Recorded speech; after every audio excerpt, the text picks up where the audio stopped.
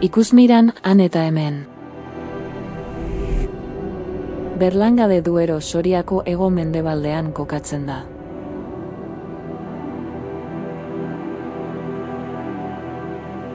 Hamargarren mendearen erdialdean gotorleku txiki bat zegoela uste da. Kalifatoko erdiko muga, Toledotik Medina Zelira lekualdatzen denean.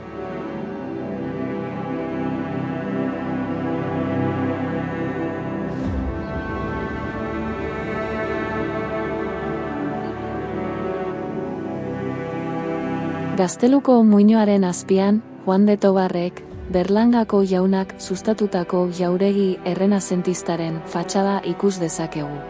Friasko dukeen jauregia, 16. mendekoa. Zutik geratzen den aztarna bakarra da. Tropa napoleonikoek independentzia gerran erre egin zuten eta.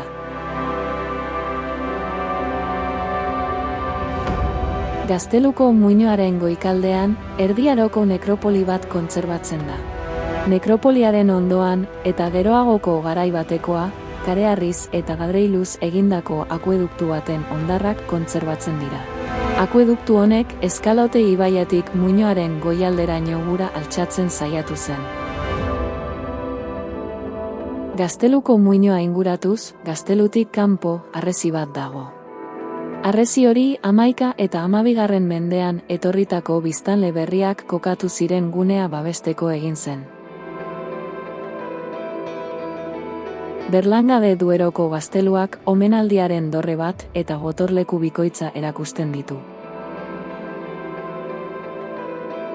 Erdi Aroko gazteluak oinplano angelu zuzena dauka.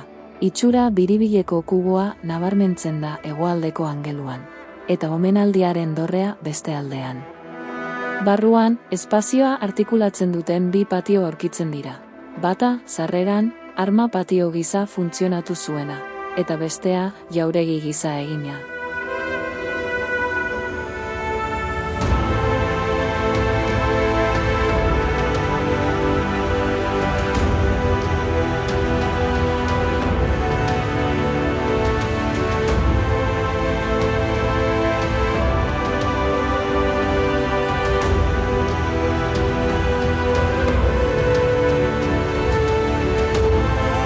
Erdi Aroko gazteluek ez zuten balio arma berriei aurre egiteko. 16. mendean eraiki zen kanpoko gotorlekua, artilleriaren erasoetatik babesteko defentsa sendoagoa izateko beharrak bultzatu zuen. Angelu bakoitzean kubo indartsuak ditu. Hormek 5 metroko sakonera dute. Aurrealdekoetan 2 kasamata daude gotorlekuko artilleria jartzeko eginak.